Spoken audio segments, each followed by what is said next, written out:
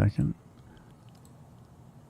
All right, and we're live. So, bit of a somber flash hour, but as usual, thank you all for joining and making it to another flash hour where we will discuss a few things. I did have a slide for you, but for some reason it's not loading in because where I've moved to, as you can see, my new space, which is kind of coming together at the moment, not fully there yet. The Wi-Fi is terrible, and I still haven't got the internet company to come in and run a fresh direct line. So we'll get there eventually. But yeah, we do have. I'll figure out how to share it. Image file, maybe that'll work. Okay, maybe that's easier. We'll let that load for a second. Ah, there we go. Okay, so what we'll be doing is just what happened. What's next for Flash, or what's the plan, I should say. And of course, we're going to open up the third part to an open AMA. So drop, get in the comments, drop questions, or, if you would like, get into our Discord and make sure you drop all of your comments there. We'll be keeping our eye, we'll be keeping my eye on the chat. So if you're in the Flash Beast chat or really any of the chats, just drop it somewhere in there so I can see it, or tag me at Mighty Mags, and we'll get to it as quickly as we can. But I'm gonna get Anas and Zahib up here. All right, how are you guys doing? Yep. As best as could be. I think breathing. Considering the circumstances. Just breathing. What, I guess, jumping right into it, since we don't really have a state of the trenches, we need to fill the void somehow. What happened? I guess we can get straight into that. I don't know who wanted to take that first. I'll take it up. Basically, there was this.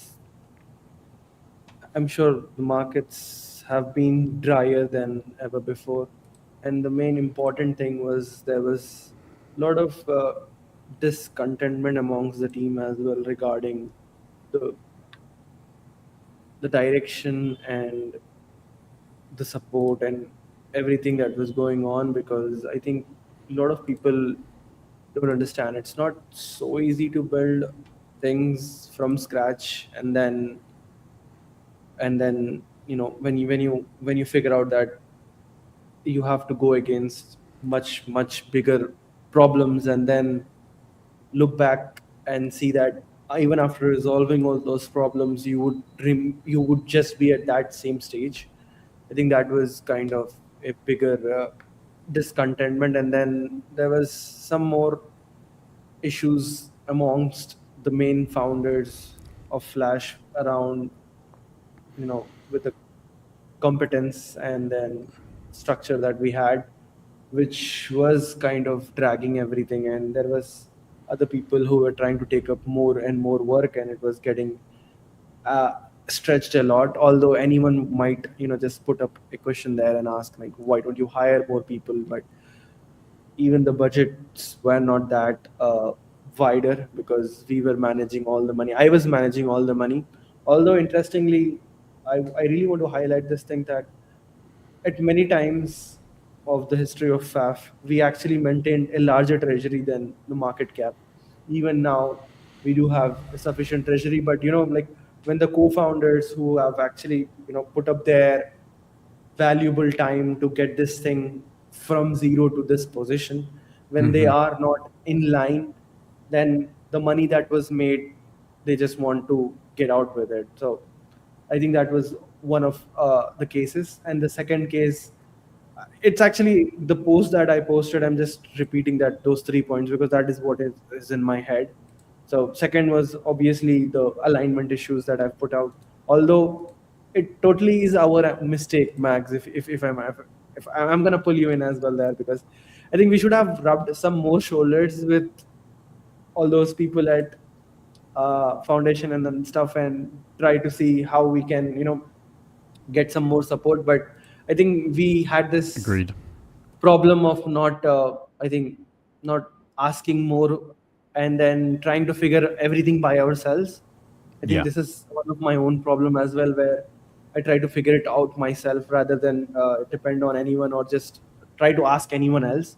So I think that was kind of hard to digest overall. And every day everyone is on X, and when you open X and then you see certain things, it just brings down the morale overall. Although nothing wrong in their direction, because as I can say, if you have a big bag of Solana, you want Solana to win on the perp side. There is no question in that direction, because if there are applications that are not, making any money on the chain, or pulling in more users, and the chain is worthless.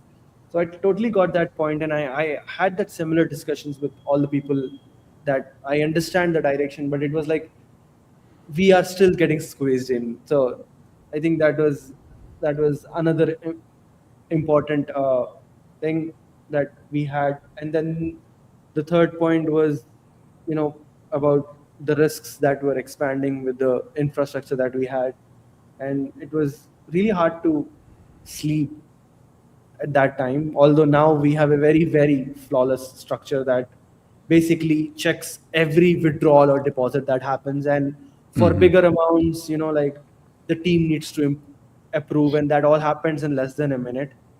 But at that time, it was all, I think almost the exhaustion. And then when you see that, no, there are some more things that you have solved, and even after you solving that, you are left in this position where this is where you are right now, and nothing will change. Like imagine if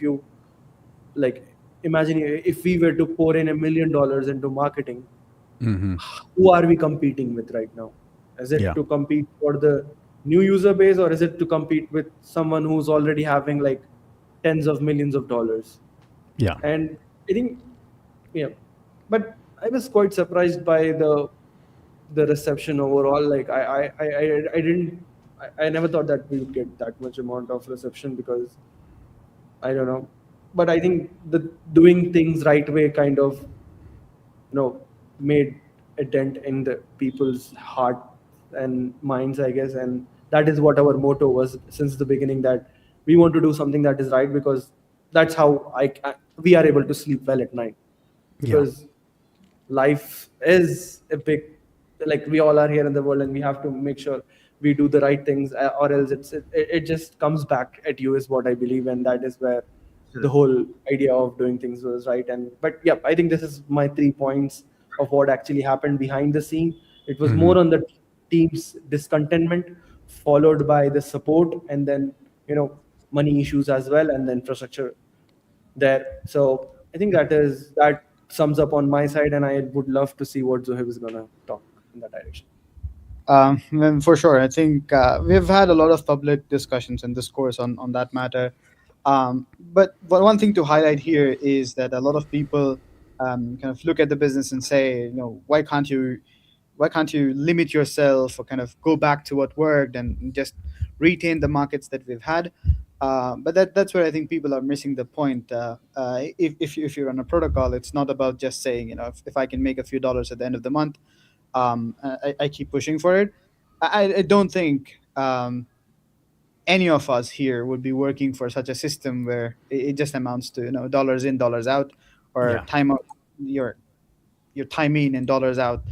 If we had that thing, yeah, all of us would be working corporate jobs and kind of just making a quick buck, shutting our laptops down and getting some sleep and going about our lives.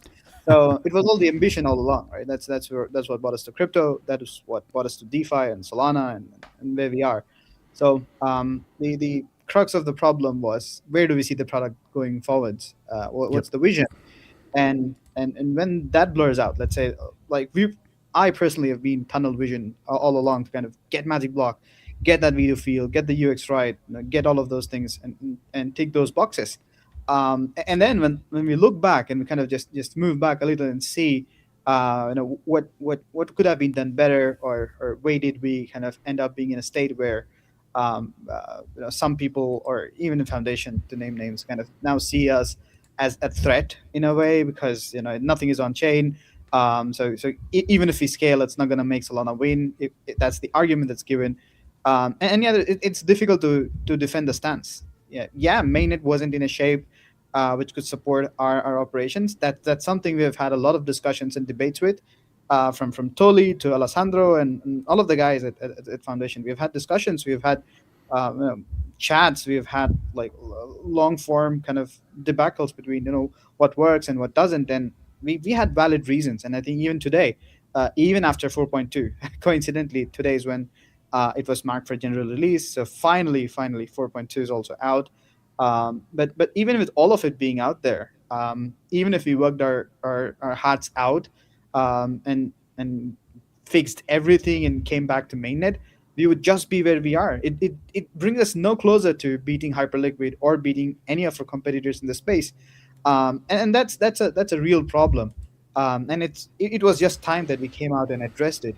The current architecture, not just our personal architecture, but the overall Solana's system, and I think DeFi in general, has come to a space where innovation is basically stalled. There are no new primitives coming out, and all existing primitives have suffered exhaustion. If you see what happened to all of the dexes around, like we've seen an increased amount of exploit vectors kind of being exploited for the worse. We've seen it on Solana. We've seen it elsewhere. The recent stuff at Ostium as well, and everything around, where fragile parts of your stack would definitely be attacked. So that you would have no excuse if you leave something unattended, or if you try to kind of build systems which are somehow not totally permissionless, or have any vector that could potentially lead to an exploit, then you will be targeted. So we have to build systems which kind of scale in that form. And our current architecture is something that's been battle tested for 3 years now. And if we took the risks to work on optimizing the current code base, we believe we would be stretching ourselves too thin. And that's where all of these other risks kind of come to life again. If you try to change things at speed while maintaining your current stack, then you need a lot more resources, and the passion from all of the team to kind of make the product achieve something. And as it stands today, the only thing that would work is the degen side of the platform today, 500x leverage or even higher. And that did pose a lot of moral dilemma of what works. And I think there's been a lot of good examples. Like you try to either be the best, or you just give up. I don't know what kind of ideology or line of thought is best, but for us personally, that was the call. Like what is the final form of Flash that could sustain not just the current conditions, but like optimize for what's coming next? Let's say if the markets are to turn back, could we see the same volumes? Could we do better? And we had no clear path to answer that for ourselves, nor to the community. And that is what brings us here at this juncture, I would say. And yeah, we could be blamed for destroying the value we had created in terms of the community, in terms of the trust that we've built over the time. And we tried our best.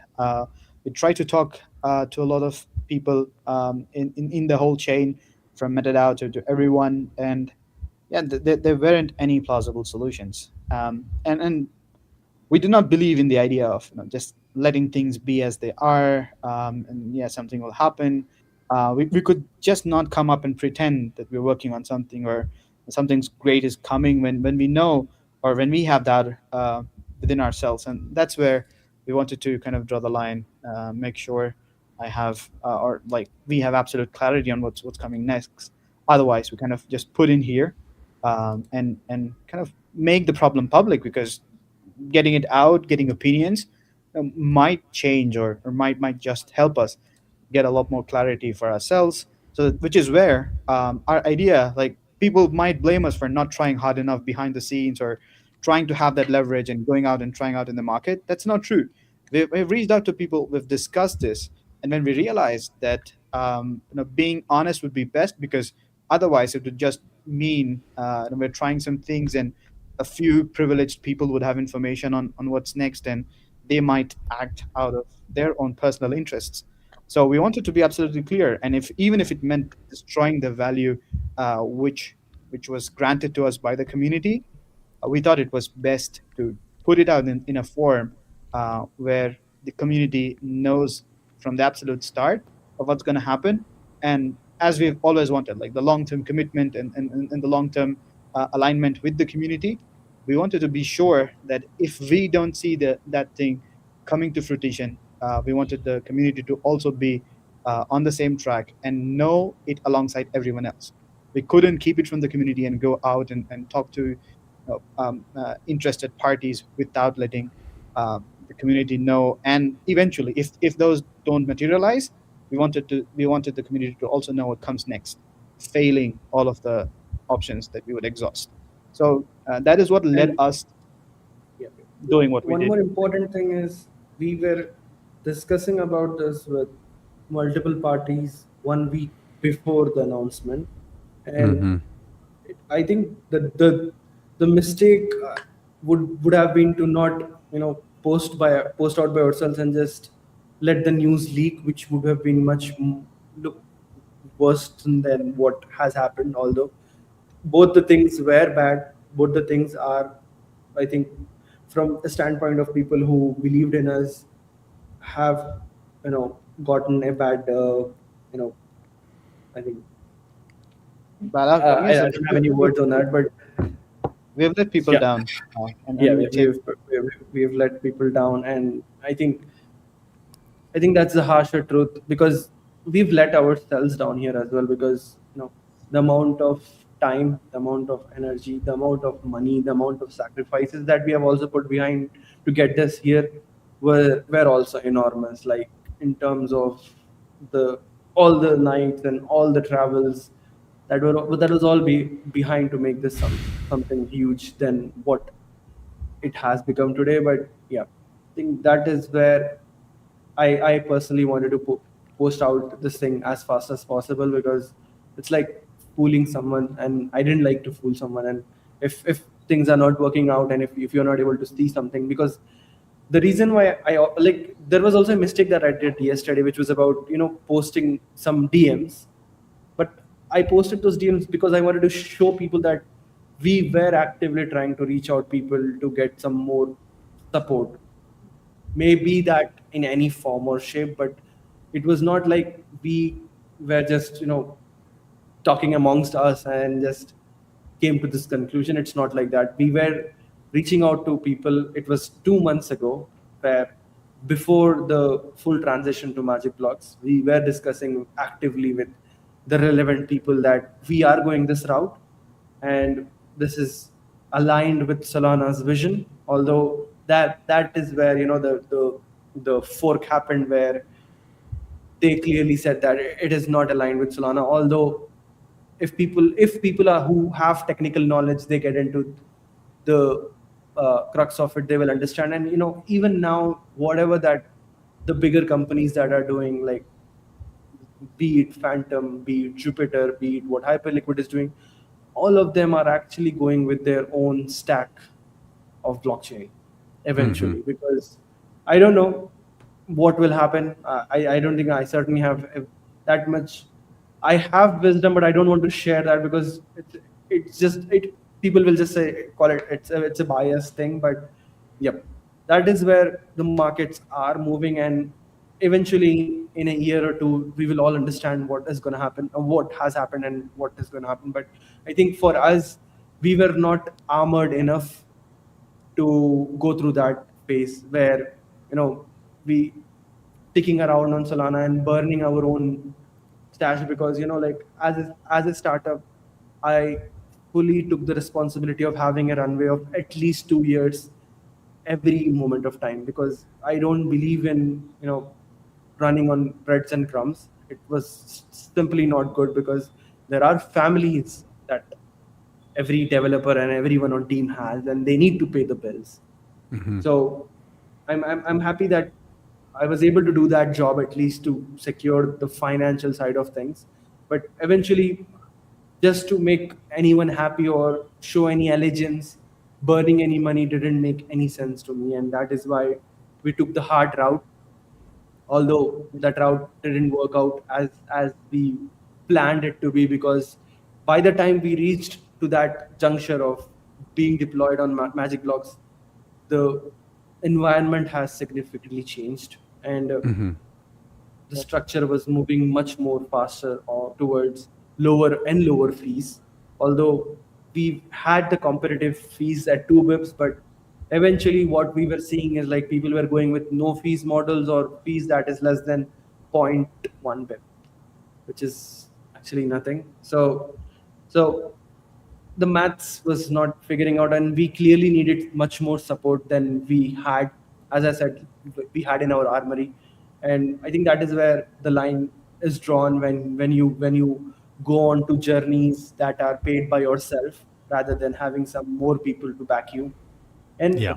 I really thought that, like with the token itself, that bec- no, we did that whole ownership structure thing. We literally transferred all the rights IP to a Futarchic model, and then we also did the Blockworks B1 filing thing. I thought that doing those things might have bought some more token holders, because at least token going up would have helped us a lot, because Brings then attention. Yeah. brings attention and things can be more valuable. But the market was so rough that no matter how much transparency or how much clarity you could bring to the token, it was simply not catching any bids. And Yeah. it's funny to speak and say things now that they might have not worked on marketing or the marketing was shit. But I don't think marketing was shit. The market was shit, is my take on that. Because I remember, the funny intern that we had running the Flash handle. He used to get all sorts of eyeballs to us, be it Yeah. crypto or crypto. And then even on the side of people who generally used us, the UX that a lot of people used us, they never complained about it. And then even if they complained, there was the things were fixed as soon as possible. But overall, I think as you move ahead with so much things going against you, you can literally see the slowdown, and you have to take a decision, because you know the founders and the team had already put in more than 4 years of their lives to make this happen. And then when you seek out for help and you don't get anything, then it just tells you that it is time for you to do something else. And that is what happened actually. And with that in mind, I think I'll just move on to I was about to what's say next. what happened to. I take some responsibility on the marketing side. Been here a year, and I could have done more. I definitely could have been better. With one caveat to take away from this whole thing is, yeah, I get it. Like X is X, but there were more things that I could have done, and hindsight's 2020. When you see missed opportunities, there were definite missed opportunities that had happened that had slipped under the radar on my side. And I take full responsibility for that as well, because I was essentially, I would say quasi head or whatever you want to call me. I'm the janitor. So, but there were significantly missed opportunities. And part of that is that I'm new to this. This was not a traditional role for me. I did not come into Flash Trade having experience with it. So it was, I'm super grateful for the opportunity, but, they took a chance on me. So did the community. I'll forever be grateful for that. But, they're just connections. And like Anas was saying, one thing I've really learned is that your network is your net worth. And then distribution is king. And I may not have really understood that within the first 6 months See, thanks. of being here. So, No, I really want to highlight this point. And since we do have an audience, people need to understand this thing that, I'm sure a lot of people know. I'm not fudding anyone. I'm just I really want to clear this point, because if someone takes this out of as a clip, I'm going to share this clip that I'm not fudding.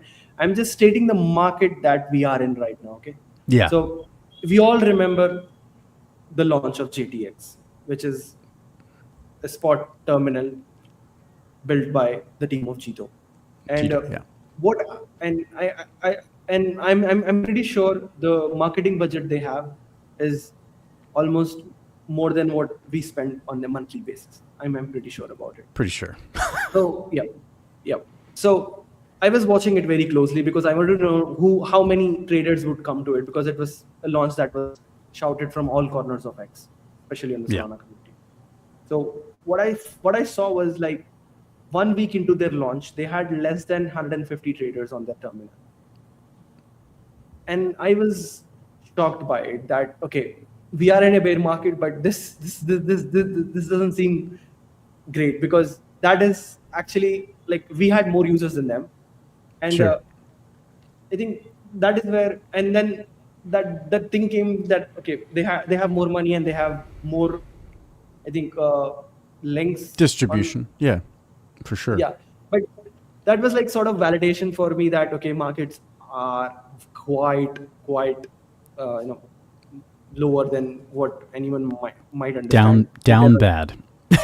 Down bad, and I think that was sort of a small validation for me that no matter how much money we spend from our limited treasury, we might just get 150 users. What the heck would you do with that? And like let's also talk about Phoenix's situation, because they're spending more than $500,000 for the next, I don't know, but for a month. And the most shocking part was to see that it garnered them just 1,200 traders.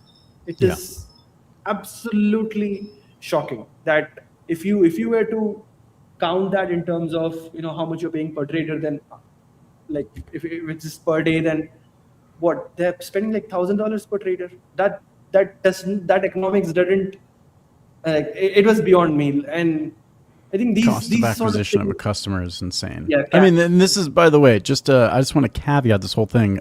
Make sure none of this is shade towards those protocols. No. That is not No. what we're saying here. Just We FYI. there is no shade on any of those No. protocols, because everyone are trying.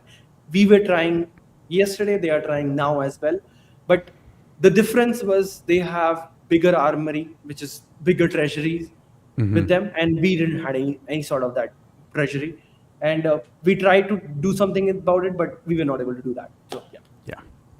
Yep. Yeah, it was unfortunate. I mean, and it wasn't really for lack of trying. Maybe, I mean, lack of trying would definitely say not, but it might be a lack of experience. I would definitely say, and like I just said, is that that's on me. Lack of experience, lack of guidance, lack of leadership from my end, lack of ideas, right? Can definitely become even in the age of AI, can become a bottleneck. Yeah, I apologize for that. So Yeah, I think Let's- I'll just yes. add 2 cents on on what happened in terms of the technical front as well, because we see a few other protocols kind of trying to fill the gap at some point. So we had to kind of, a lot of people are misattributing the recent exploit to these decisions. Yes, that did play a part. That did kind of add a lot of stress and for us to kind of reevaluate the situation. But that's not just it. And what's sad is when the exploits do happen, and yeah, fortunately the damage was limited, and we were able to kind of fill it all back up and be back operational in less than 24 hours. That's all great. But what people fail to realize is we fight a lot more battles. The battles that you see that are exposed because of something going wrong are just those that have surfaced. Yeah. We fight a lot more battles behind the scenes to make sure nothing breaks or nothing goes out, and that's the more difficult part. I say, like when you see things working fine, you don't realize that there's a lot more going on. So we had to kind of take a lot more steps around the same time. Like we have to put some markets in close only. We had to pause listings, and we have to kind of do those things, not because Yeah. of what happened, but because of other vectors. Mhm. And we've taken it up with competing parties, taken it up with, let's say, PIT, for instance, on instances of people trying to manipulate the markets to make a profitable trade on our platform. our TVL is barely anything compared to all of the bigger exchanges and bigger dexes out there. But we've seen recorded instances of people trying to make a quick buck just because they can. And with such Oracle cadence right now, like 50 millisecond updates, and all that we can put to it, dynamic spreads, and we had all of it configured to work in the best possible fashion, but we still have people who are able to make an edge and take an advantage. So I just wanted to put it out so that people have this clear idea of what's happening and how things have been on our end. So what you see on the outside could just be like tip of the iceberg. There's a lot more that goes behind the scenes to make the system work, to have the confidence of people trading on the platform, providing liquidity, and there's all sets of users that they cater to. So yeah, it's not just the things that you do see that have an impact, but a lot more that goes behind the scenes to make it all work. For sure. For sure. And then probably the next thing we beat this one to death, but Yep. what's next? Yep. Yeah, as we discussed in the article that I've put out and the post that we have put out, we are basically discussing with active parties who want to buy the tech stack because, as we said from our internal understanding while running the exchanges, like there is an appetite for higher leverages and the degen mode. And even now, interestingly, we are doing volumes which is like 90% is degen mode, which is something that goes above 100x leverage. So there is a market for those instances, and where we are glad that Flash's engine is able to support that in its fullest form while making money for everyone, the one who are running and the token holders. So we are discussing with active parties who are interested to buy the stack. It's not going to be so easy is what I've gotten the answers back, because people need to be fully sure what they buy for, and then take up the stack, and then we give them the full support to understand the technical stuff behind it. But this is all being done to make things right, as I mentioned in the first phase, where we really wanted to do the things that are right, because that's what makes us sleep easy at night. So just to make, not just to make things right, we are pursuing active acquisitions of the tech stack that is owned by the FAF holders. And if we have a good bid on the whole system, then we'll put up a proposal according to that price, and then let the people decide about they want to let that sellout happen. And then if they all agree through the Futarchic proposal, all the FAF holders will get the pro rata share according to that right after the proposal passes. And that is where we are right now.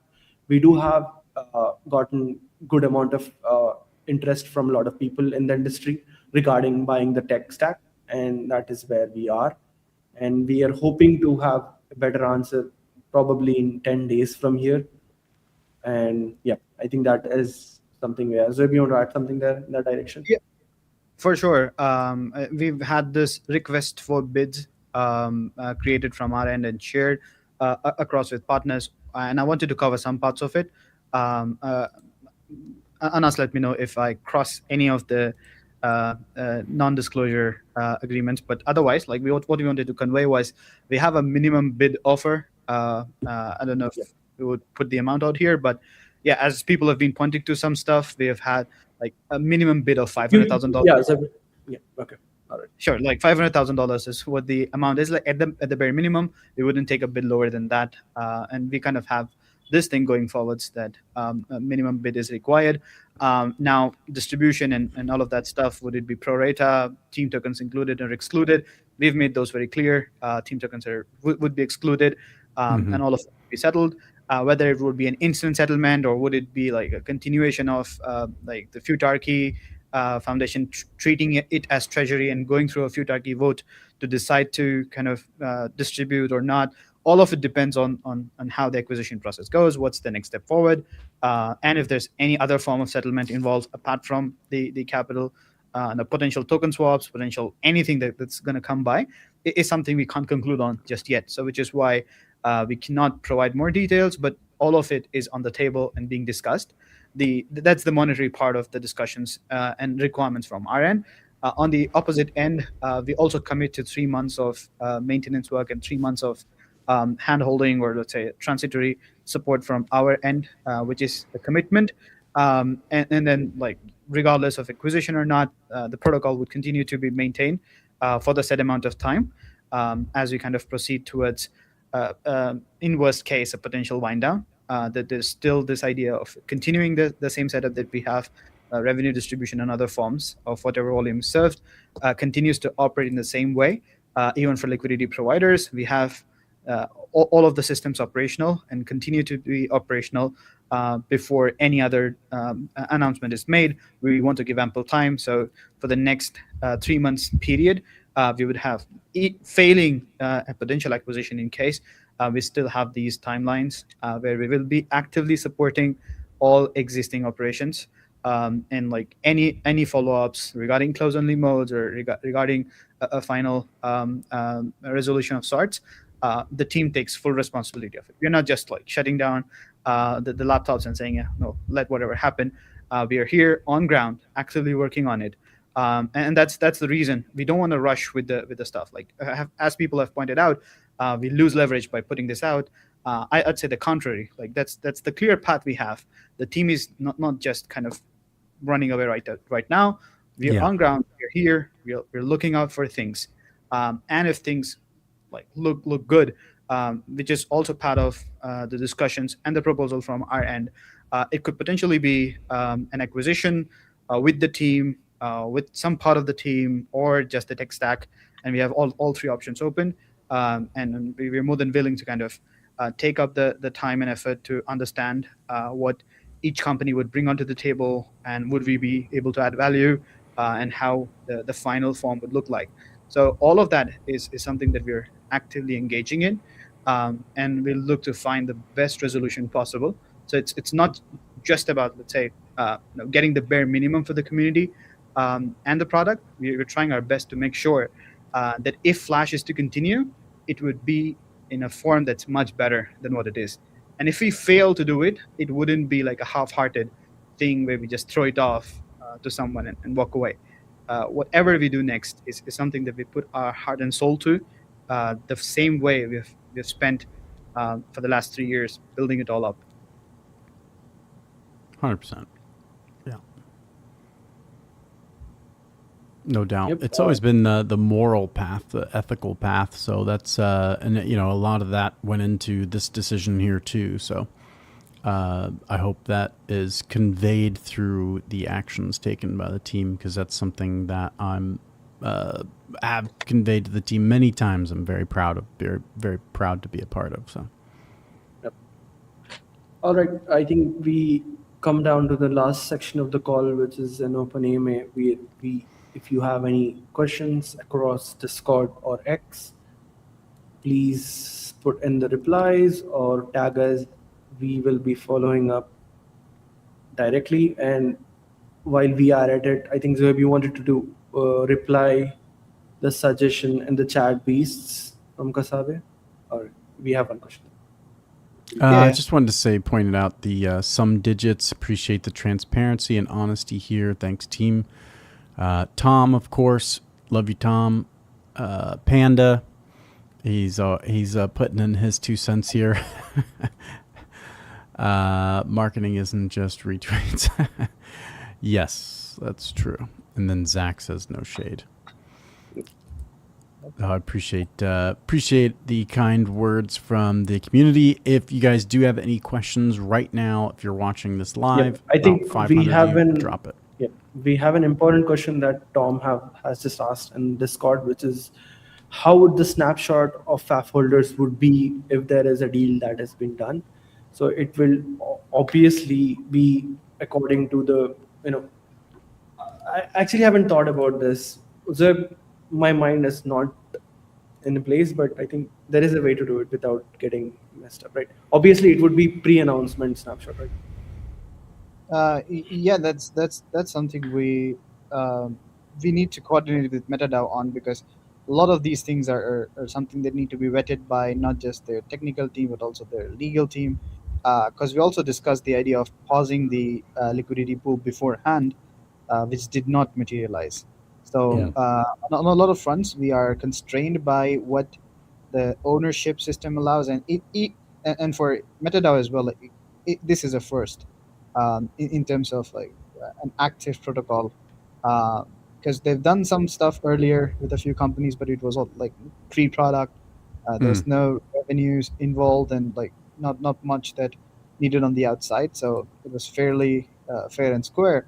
But for us, there have been a lot of exceptions. But eventually, the idea is when an acquisition happens, we want it to be absolutely fair in terms of how the distribution happens. So it could just be the amount gets added to FAF treasury, and eventually, like when you wind down, everyone holding FAF gets that pro rata, which means it wouldn't be an external thing. We are not going to do that. It's going to be MetaDAO and the Futarki system handling it. So we would not play an external role in it. It wouldn't be on the platform. Like it would be entirely tied to Futarki in all forms, and it also needs the vote.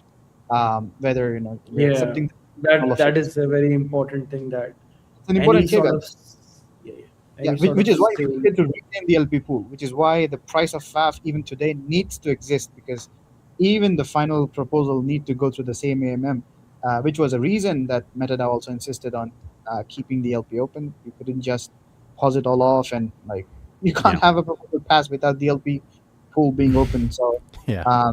Makes sense. that's a caveat. I mean, that's the good and the bad of the ownership model. Mhm. So any questions around that? Let's say, how does the distribution sift through actual token holders versus non-active tokens? Kisabe asking that. It all like it's the same thing. Passive tokens or tokens in the liquidity pool would be excluded. It would just be a treasury-based redemption on MetaDAO, and we would have no say in it, as far as I see it. So that's just how it works. People And I holding. think the next important question this that Kamsa is asking is about how confident is team about getting acquired. Right now, just saying of the fact that my TG is blocked right now. I'm not able to message new people. That is the amount of messages that I've processed over the last 48 hours. So the demand is there. I think just we need to finalize on the best term sheet for this to happen. That is where we are. And if it all doesn't happen, God forbid, I really don't want to do that. But if it doesn't happen, it's just gonna be a normal wind down when nothing, no money goes to anyone, and then it just vanishes. It just closes off. So that is what will happen if we don't find the right deal. Although I am very confident about getting a deal, and I'm trying my best to have the best of conversations with the people who are interested.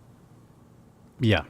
Yeah. I mean, team is working extremely hard behind the scenes. Of course, this is not easy on anyone. So emotions run high, tempers run high. Everything's running high at the moment. Stress runs high. Sleep runs low. So it will be a process. It's not going to be instant or overnight. You're not going to hear something tomorrow. There are also legal, checks and balances from incoming, outgoing. So it's not going to be something that's overnight. So don't expect it to happen like Friday, but yeah, in the works. Absolutely, and we don't want to rush the process just because we want an option out. We want it to be in the best interest of the community, and we don't have any problem sticking around and making sure the maintenance work and the existing stuff is supported all along. So, so So if Kasabe's you want to answer. take this, Yeah, for sure. question from Tom there's in a- this Discord. Yeah. Tom, no, I'm just referring to Kasabe's question here about Sure, minimum please. bid versus the existing bid.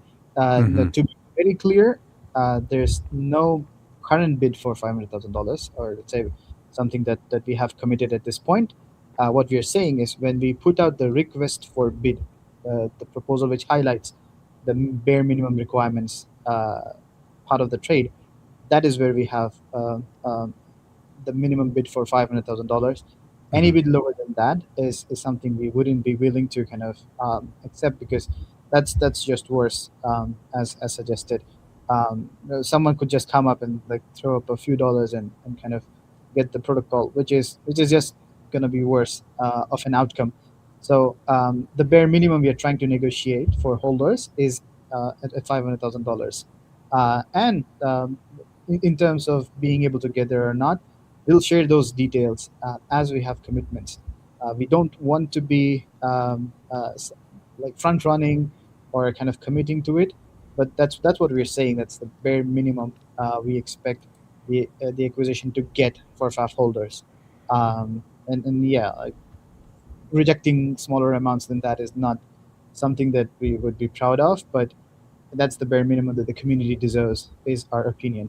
And that kind of puts out a message to people who are reaching out and interested parties, because we don't want to be dealing with spam and just people trying to kind of come up with like teeny tiny amounts and kind of get Yeah. to the resolution if nothing else works out. So it's more of a spam filter at this moment, and kind of just gets us good understanding of where we stand with the community. I mean, this one's pretty straightforward, Tom. It's basically just the pre-announcement snapshot is what he's saying, is that the current token holders, we don't want somebody to be able to, we make the announcement, they purchase the token, they get a benefit out of it. And that's all. No, yeah, like just adding to it, pre-announcement does not mean the announcement that already went out, because that would make no sense, because obviously people who sell and kind of would be or kind of have the upside again. But that's Exactly. besides.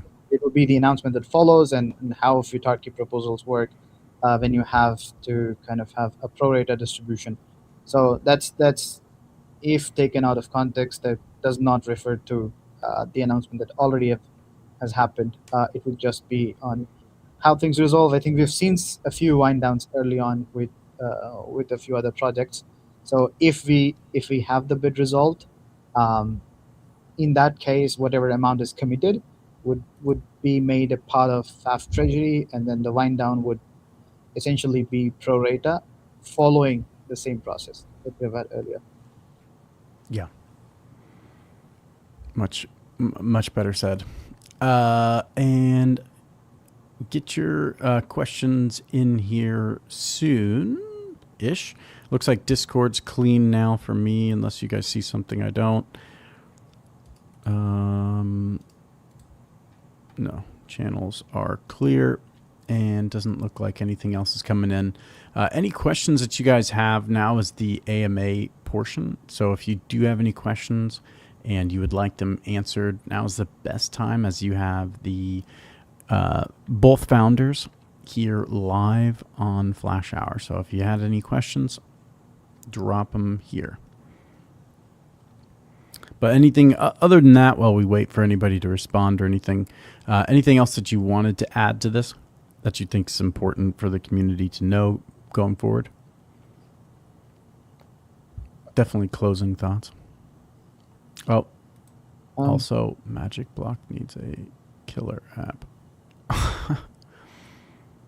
Are we able to negotiate a grant? I think Magic Block is doing their part on getting a lot more eyes and a lot more people onto their tech stack. And we've worked with them super close for so many months now. And we believe even Magic Block putting up capital to kind of do any sort of marketing wouldn't really be sufficient in the current market. So a grant or anything from Magic Block doesn't seem plausible at this moment. They've already subsidized a lot of costs for us in terms of running the infrastructure, which we're thankful for. But explicit grants on marketing, or explicit grant at this point isn't something that's possible. And we've had discussions with the team on multiple fronts, but we don't see that as being able to. It's not a meaningful impact, even if it were to happen, right? Yep. So. Yep. True. We had some discussions with the token, but that didn't pan out because the token wasn't coming out. So. Yeah. Moving ahead. Yeah, it says, what are the challenges that you all currently that you are unable to overcome with selling? without selling. Without selling, sorry. I think Uh, we just yes, sir, good. like technically, there are two big things. If you had to put it out, like pricing and settlement engines, there's no way we can kind of get to a solution for 24/7 pricing and things without having more resources. At this point, we're already too stretched out thin in terms of the technical inputs that we're able to put in. So we have a big bottleneck in terms of like scaling the current infrastructure on both, and it would again come back to the same idea of settlement is now more or less like Magic Block and Mainnet and doing all of it, which again kind of needs a lot of deliberation. But then again, like, just to align with the idea of coming back to the L1 or trying to kind of build something that totally operates on the Solana L1 with 4.2 being live and other improvements in the pipeline, 200 millisecond slots, larger transaction sizes, 553, which is resource fee, uh, slightly reducing your spend on Oracle updates and stuff. All of it needs a lot more attention to detail than we're able to give right now. But then again, after doing all of it, we would be in the same spot, same exact spot that we are Yeah. today. And that kind of doesn't move the needle. Like whatever you do on the technical terms doesn't help you get there, which is what we're looking in terms of the acquisition at this point. If Flash Trade is to continue operations with the current stack without being modified or anything, we need the team to be capable enough to build for the next generation of pubs. Yep. It wouldn't be just the same thing all over. There are many different angles to it, and that's what we want the coming team to kind of be capable of, um, and offer it as the next leg for Flash's journey comes in. Yep. I just think a lot of people they kind of like I don't know. It's always been explained to me like when you want to capture large market share, you can't just have a widget that's slightly better. Let's just talk about a widget for a second. You have to have a widget that's significantly better because then it basically says to the user that it's a no-brainer to switch. And if we just went back to mainnet, the same exact bottlenecks there again. We have Goliaths in the space that have not unlimited spend, but a lot, and significantly more than ours. And, then we still have to not only spend a whole bunch on marketing, but then we have to keep up with development. And it's just the whole cycle all over again. And at this point, I think it's just we're at a juncture of like, is this really worth to keep going, or should we, bow out now? And, obviously that's where we are. Yep. And I think Panda's got a bit of things about Futarchy and how would the voting and stuff go by. That's the part which is why the token is still out in the markets, and any Futarchy vote would still be used and decided by the same AMM that's pricing the token today. So if it's like worth a few cents or whatever on the block, it would still be the final source of vote going through. So if someone wants to tilt the vote in their direction or whatever, if someone's trying to do that, they'll have to buy the token on the market, which kind of is fair and the only way forward. And we've kind of exhausted all options with MetaDAO team on this regard, and I think that's how it was meant to be, and that's how it will continue to be. So the same token and the same market structure is what would define the resulting vote when it comes down to it, and that's just how things are planned at this moment.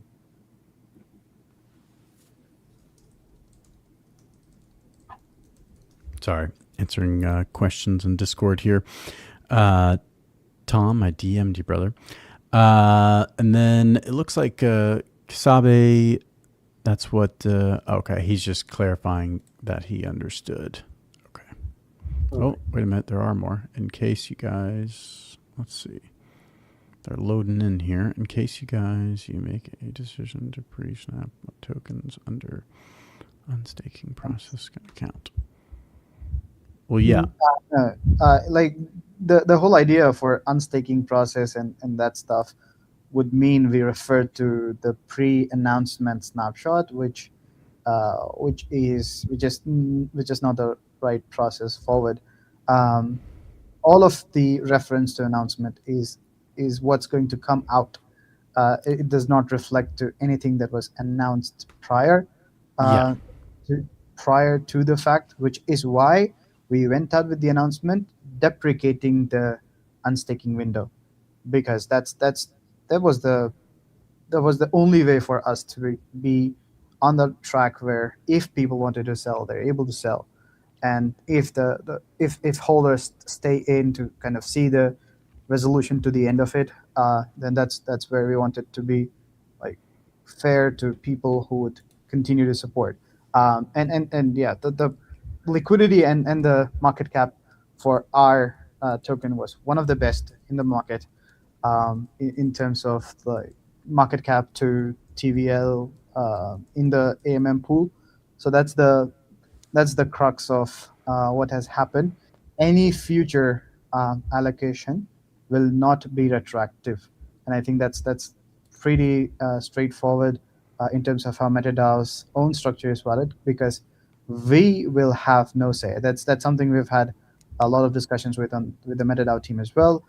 In terms of how the AMM operates, in terms of how Futarchy votes are decided, we would have no say. The only thing we can add up there is that team tokens would not be included in, like, the final snapshots, and that's the only thing in our hand, which we'll make sure is kind of honored at the end of the vote. But yeah, again, like, because the vesting isn't complete yet, and, like, anyways, the tokens are locked, we cannot participate with those tokens in any form. So it goes without saying that those tokens are excluded. Yes.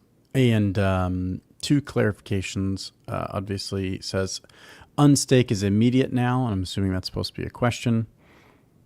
No. It is immediate. Yes, unstake is immediate, and it will be the same. And to kind of, again, come back to Kasabe on how would distribution of proceeds go, it would be fairly similar to how earlier MetaDAO wind downs or MetaDAO project wind downs, Futarchy tokens or ownership token wind downs have happened. Could also refer to Ranger's own thing, where any amount that the bid successfully proceeds for Flash would be held as treasury in the Futarchy DAO, and the end distribution would follow the same rules that were made for earlier wind downs. So that would exactly be the same, and that's how it's structured at this moment.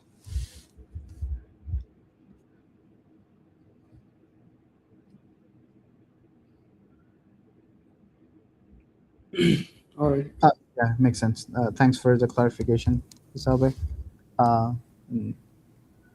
And then for Tom, basically what he's saying is the funds received, I'm assuming this is what I'm trying to phrase it right here, but he's basically saying the funds received if we were to get acquired, what happens with that, and how does that affect the FAF token? If you can answer that. That's a good caveat, if you were able to answer that. So if we were to be acquired, if there were funds that were to come in, how would that affect the FAF token? Again, it's the same thing. Any proceeds that come from an acquisition are going to go to Futarchy DAO as treasury. So anything after that, like if the acquirer wants to retain the token, we won't have a say in it. If they want to shut the token down or kind of do some sort of cross integration with their token, we can't have a say in it. So whatever happens as a result of acquisition is unknown at this moment. The thing which would occur if the acquirer does not want to continue the token would be a pro rata distribution based on the same model that that MetaDAO has had for earlier wind downs. So Flash and FAF would just be winded down, and whatever cost of acquisition is borne by the acquirer would just be pro rata distributed as a wind down process for those particular FAF holders using a vote, or like that would be the final resolution on the capital that's raised. Because acquisition could go any way. It could mean a potential acquisition where team goes in and works on the product post acquisition, or it could just be a transitory support. So all of those details depend on the acquiring partner as well. But the amount that is paid would definitely be routed to the treasury and decided upon via a vote, and whatever carries beyond. And that's just where we would also not have much of a say, because MetaDAO's own structure is the final form of resolution, and that's how we see it at this moment. I hope it makes things clear. All right. I think that is it for now then. Do we have anything? No, that's it. No, I think that's it. Apart from that, we'll try our best to answer things in Discord. And if we are not answering, you can tag me. Try. Yep. Yeah, and Unfortunate sorry if we situation. couldn't reach out for the last couple of days. We had so many things going around, and a lot of fires to put out as well, in public and with all of the stuff around. So yeah, we are here. You can tag us, and we're always here to clarify more. But in terms of, I mean, public reporting of all of the negotiations, I think we'll be able to do that once we conclude on a few things. So before that, we don't want to give any parties involved an unfair advantage by putting out names or putting out any further details. So we want to have highest amount of integrity with the process and uphold the principles of negotiation in kind of getting the best outcome for the community. So please bear patience with us, and we really appreciate the support from the community. Yep. Couldn't have said it better.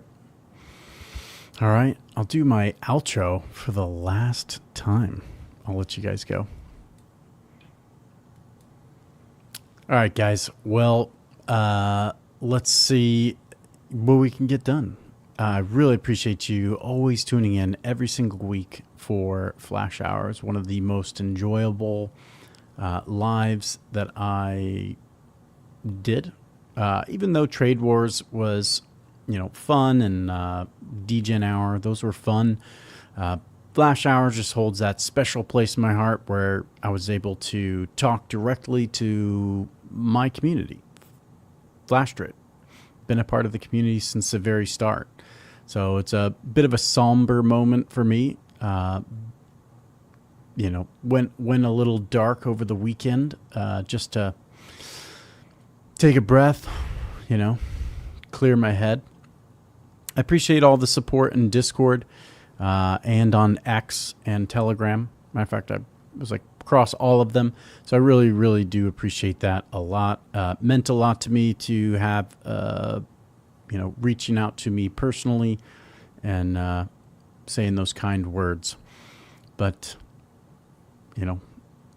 I'm sure you'll see me on X. I'm sure you'll see me around. The janitor never dies. But like always, traders, I'll see you in the markets.